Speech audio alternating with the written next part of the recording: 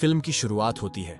हम देखते हैं कि एक आदमी जिसका नाम ईश है वह जंगल के बीचों बीच रहता है। ईश एक बायोलॉजिस्ट है और अपने रिसर्च की वजह से शहर से बहुत दूर इसी जंगल में रह रहा है। एक दिन रिसर्च के दौरान उसे जंगल का एक जहरीला सांप काट लेता है। ईश घबरा जाता है। उसका फोन हाथ से गिरकर नीचे टूट जाता है। अब वह किसी को मदद के लिए कॉल भी नहीं कर पाता। वह खुद ही जहर निकालने की कोशिश करता है और अपना हाथ काट लेता है, लेकिन इसका कोई असर नहीं होता। घर जाकर भी उसने हाथ को दोबारा काटा, लेकिन अब देर हो चुकी थी। जहर उसके शरीर में फैल चुका था और उसे अजीब अजीब हेल्यूसिनेशंस होने लगे। वह कई दिनों तक वहीं पड़ा रहा, बेहोश, कमजोर और टूट चुका। एक दिन वहां कई साइंटिस्ट्स आए। वे उसे ले जाने आए थे। ईश को थोड़ा बहुत होश था। वह जिंदा था, पर उसके शरीर में बिल्कुल भी ताकत नहीं थी। उसने जोर लगाकर उन्हें आवाज देने की कोशिश की, लेकिन उसके मुंह से कोई आवाज नहीं निकली। साइंटिस्ट उसे वहीं पड़े छोड़कर चले गए, यह सोचकर कि ईश यहाँ नहीं है। सीन कट होता है। कुछ दिन बाद ईश धीरे धीरे ठीक होने लगता है। उसके हाथ का जो कट था उससे जहर बाहर निकल चुका था।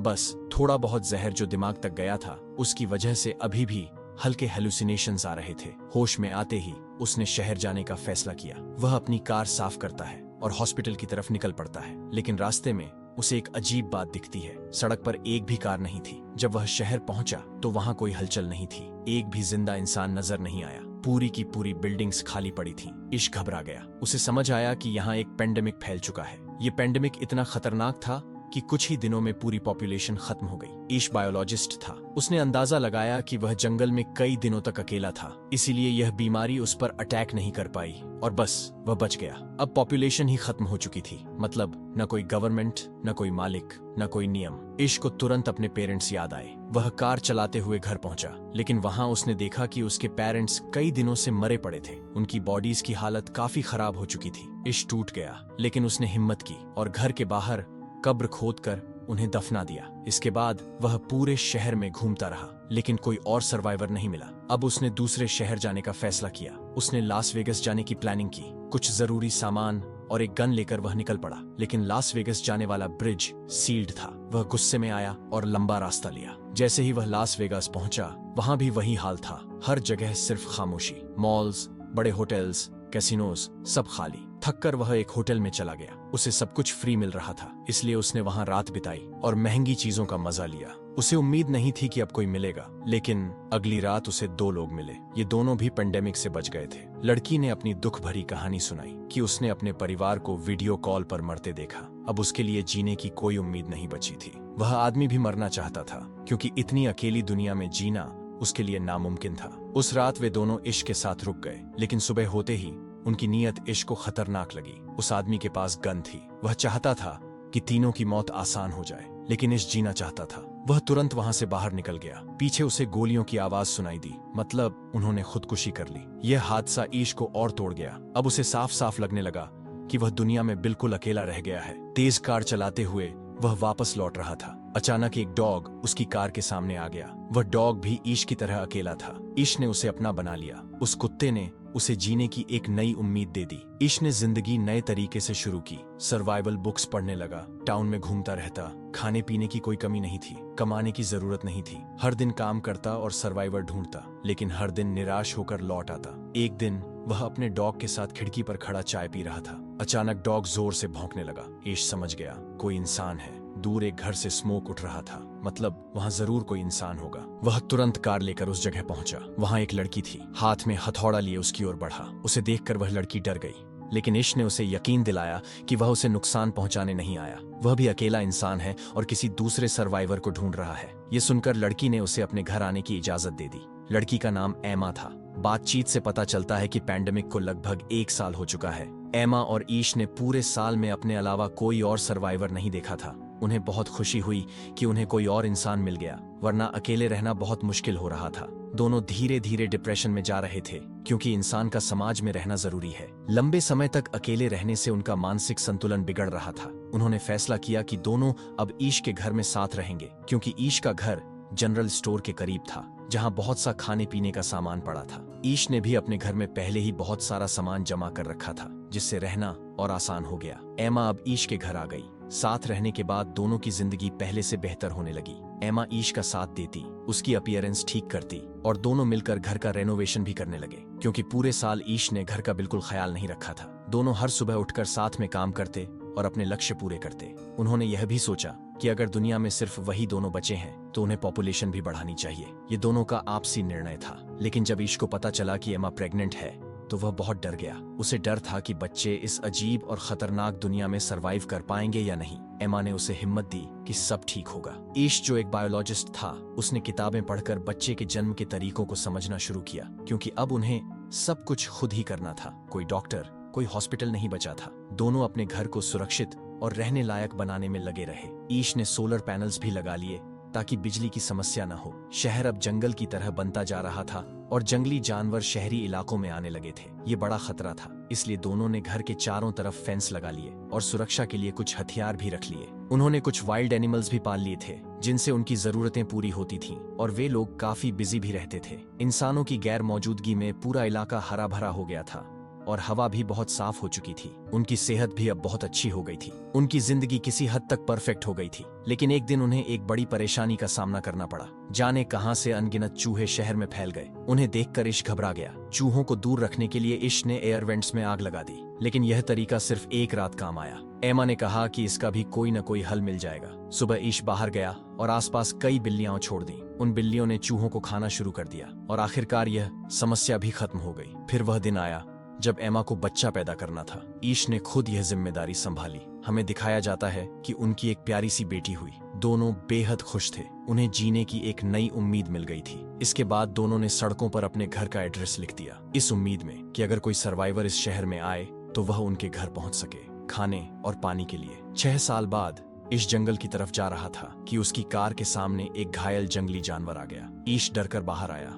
जानवर को देखा, वह जिंदा था लेकिन बहुत तकलीफ में था। ईश ने दया दिखाते हुए उसे गोली मारकर उसकी पीड़ा खत्म कर दी। दूर से यह सब एक लड़की देख रही थी। गोली की आवाज सुनकर वह डर गई और भागकर जंगल में चली गई। ईश ने उसे भागते देखा और उसके पीछे दौड़ा ताकि उसे रोक सके। लड़की को लगा कि ईश उसे नुकसान पहुंचाएगा, लेकिन ईश वैसा बिल्कुल नहीं था। वह भी तो सर्वाइवर्स की तलाश कर रहा था। जब ईश ने उस भूखी लड़की को एक सेब दिया तो उसे भरोसा हुआ कि ईश बुरा इंसान नहीं है। ईश चाहता था कि वह उसके साथ घर चले, लेकिन लड़की कार में उसके साथ नहीं बैठी। वह पीछे वाले ट्रंक में बैठ गई। घर पहुंचकर यह देखा गया कि वह लड़की ट्रंक से बाहर आने को तैयार ही नहीं थी। घर में हमें पता चलता है कि इन सालों में ईश और एमा के 2 बच्चे और हो चुके थे और तीसरा आने वाला था। टाउन में हर जगह ईश ने अपना एड्रेस लिखा हुआ था और उसी एड्रेस को देखकर 2 और सर्वाइवर्स, जॉर्ज और मरीना भी उनके पास आ गए थे। ये दोनों अब 1 साल से ईश और एमा के साथ रह रहे थे, क्योंकि यहाँ किसी चीज की कमी नहीं थी। अब ईश जंगल से एक और लड़की ले आया था, लेकिन वह लड़की अभी भी ट्रंक में ही थी।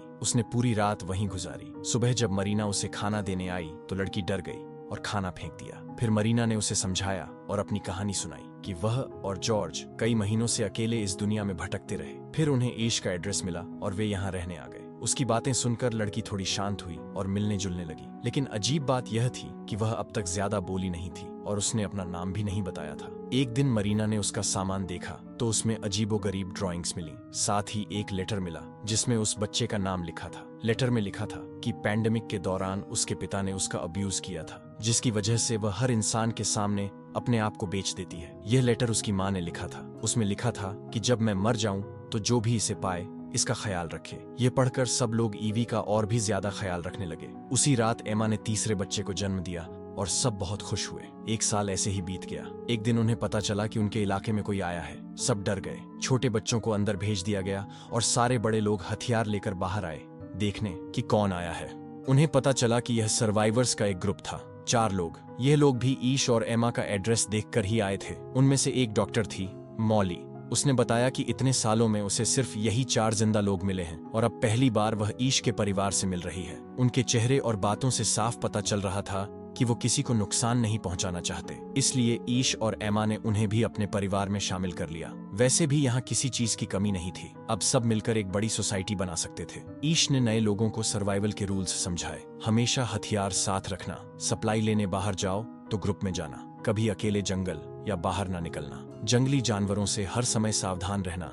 सब तैयार होकर सप्लाई लेने गए। मॉली जो डॉक्टर थी वह मॉल और हॉस्पिटल से बहुत सारी चीजें लेकर आई जो उनकी कम्युनिटी के काम आ सकती थी। साल बीतते गए और पता चलता है कि इस पूरे वक्त में बहुत से बच्चे हो गए थे और अब उनकी कम्युनिटी बढ़ रही थी। इश्क अपने बच्चों को पढ़ाता था और उन्हें बताता था कि पहले कम्युनिटीज कैसी होती थीं, इंसान कैसे सरवाइव करता था। वह उन्हें ये सब इसलिए सिखाता था ताकि आगे चलकर उन्हें कोई मुश्किल न हो। उनकी जिंदगी बिल्कुल सामान्य तरीके से चल रही थी। घर के चारों तरफ घना जंगल था। एक दिन उसी जंगल से एक बहुत बड़ा लायन उनके घर में घुस आया। शुक्र था कि सही समय पर इश्क की नजर उस पर पड़ गई। इश्क तुरंत बच्चों को बचाने वहां पहुंचा, लेकिन लायन ने उस पर हमला कर दिया। इससे पहले कि बाकी लोग कुछ समझ पाते, लायन ने उसे बुरी तरह घायल कर दिया। ये देखकर सब घबरा गए। जब बाकी लोग वहां पहुंचे तो लायन भाग गया। एमा ने इश्क की हालत देखकर गुस्से में गन उठाई और जंगल में जाकर उस लायन को मार डाला। समय रहते सबने मिलकर मौली की मदद से इश्क की जान बचा ली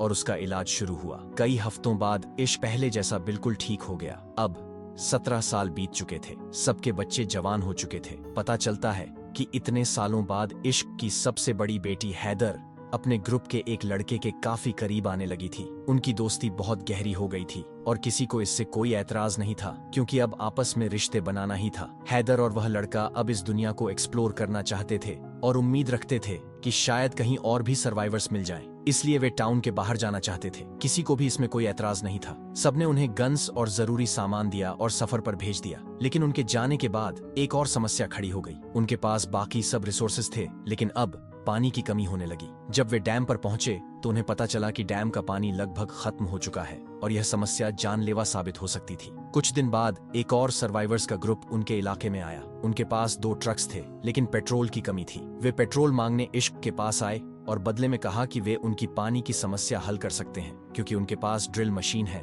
और जमीन खोदकर पानी निकाला जा सकता है। ईश को यह ऑफर बुरा नहीं लगा। उसने उन लोगों को अपनी कम्युनिटी में रहने दिया, लेकिन सबको चेतावनी दी कि सावधान रहें, यह लोग खतरनाक भी हो सकते हैं। अब ये लोग डील के हिसाब से इश्क के घर के पास ड्रिलिंग कर रहे थे। कई दिनों की मेहनत के बाद आखिरकार पानी निकल आया और सब खुश हो गए। डील पूरी हो चुकी थी। ईश के लोगों ने उन्हें ऑयल भी दे दिया और उस रात सबने मिलकर सेलिब्रेशन किया। सुबह होते ही उन्हें यहाँ से निकल जाना था, लेकिन रात में ईश ने देखा कि इस ग्रुप का लीडर चार्ली चुपके से उनके एक कमरे से बाहर निकल रहा था और बाहर एक आदमी उसे देख रहा था। जब इश्क ने जाकर देखा तो उसे पता चला कि चार्ली ने ईवी को टॉर्चर किया है। इश्क ने तुरंत पूरी कम्युनिटी को यह बात बता दी। ये सच में बहुत खतरनाक था। ईवी ने बताया कि चार्ली कह रहा था कि अब वह यहाँ से कहीं नहीं जाएगा, क्योंकि यहाँ बहुत सारी सप्लाई और गन्स हैं। ये सुनकर सब डर गए और इश्क को लगा कि अब चार्ली को मारना पड़ेगा। अगर वह चार्ली को नहीं मारेगा तो चार्ली पूरी कम्युनिटी को खत्म कर देगा, जो इतने सालों की मेहनत से बनाई गई थी।